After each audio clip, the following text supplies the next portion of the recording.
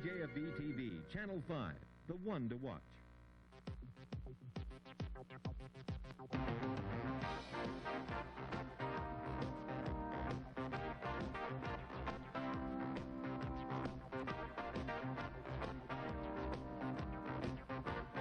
Newsline with James Miller.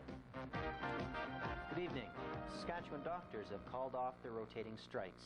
Their medical association signed an agreement with the province on a new fee schedule this afternoon.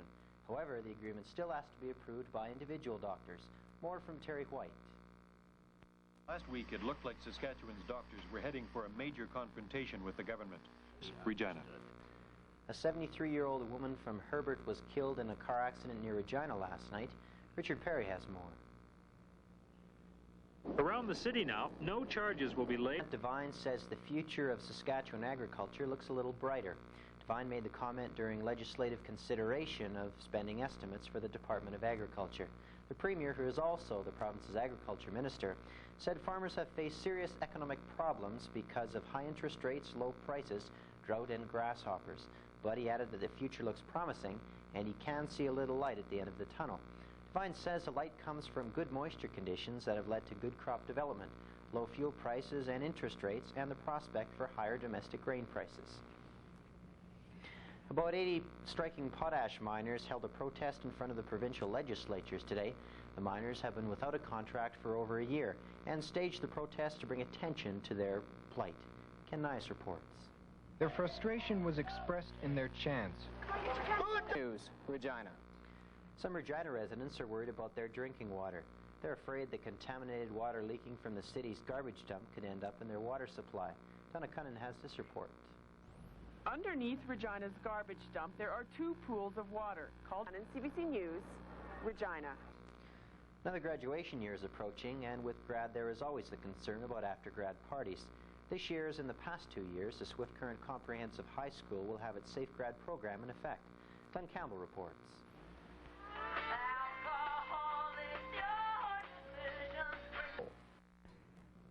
Swift Current native Tim Lear and some other engineering students from the University of Saskatchewan have built a car that gets 2,000 miles to the gallon, and the state of Michigan is currently taking a look at the car. We have this report. Marshall, Michigan. As you saw in a report last night, a baby named Jesse was donated a heart on national television. Well, the transplant was performed today, and the initial signs for the baby's recovery look good. At the Loma Linda University Medical Center, the news from doctors and... Has never been so clear. Canadian Tire. Montreal Expos beat the St. Louis Cardinals 4-3 in 10 innings tonight, completing a 3-game sweep of the Cards. Pinch hitter Jim Walford's sacrifice fly in the 10th gave the Expos the win. Hesketh got into first-inning trouble for the fourth straight start with a 2. And the Expos went on to win that game in 10 innings, 4-3. In other National League scores, it was Atlanta 2, San Francisco 1 in 10 innings. San Diego beat the Houston Astros 11-7. It was the Mets 5, the Phillies 3. Pittsburgh beat Chicago 5-3. And in the fourth, Cincinnati 2, the Dodgers nothing. Turning over to the American League right now, it was Baltimore 4, Milwaukee 3. A high-scoring game, it was the Angels 12, the White Sox 11. Detroit down the Yankees 9-3. It was Cleveland 7, the Oakland A's 4. Seattle hammered the Kansas City Royals 12-2, and a couple partials. In the 6th, Boston 3, Toronto 1, and in the 12th, this game still going on, the Texas Rangers 2, the Minnesota Twins 2. The Riders are down to 58 players in the camp now following 4 cuts today.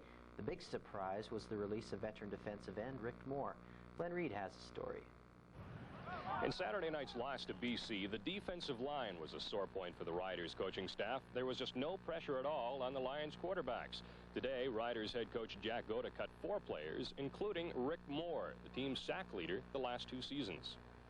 Yeah, he's been a good football player in the league for a long time and everything like that, and he just had a so-so training camp, and I feel like with James Caper just coming back from his injury and everything like that, and Bobby Jurison, we'll look at those 2 guys as the wide side rush guys that got a little bit more quickness and everything like that, so we're going that way. And regarding some of the other young guys and everything, Junior Robinson, Richard White, we just felt we got guys that were better in their positions than those players. They're good players, and I made a statement to our veteran players that if we were to let them go as early as we could, feeling that we had the depth that we wanted ourselves in their position, then maybe got a chance of catching on somewhere else. There only is one more preseason game, you know, after the middle of this week. A lot of people are just playing their first one down east now. That gives those guys an opportunity maybe to catch on somewhere. But in our case, we just feel that we got to get on with it, get more repetitions in our practices now that we're at one a day ourselves, and these are things that are necessary in our business, I guess. 58 players remain in camp, 45 of which will go to Edmonton Monday night to play the Eskimos. It'll be Jack Goda's last good look before the regular season begins. Glenn Reed, CBC Sports, Regina. Fullback Jed Tommy scored on a 3-yard run late in the third quarter to power the Hamilton Tiger Cats to a 21-7 victory over Toronto.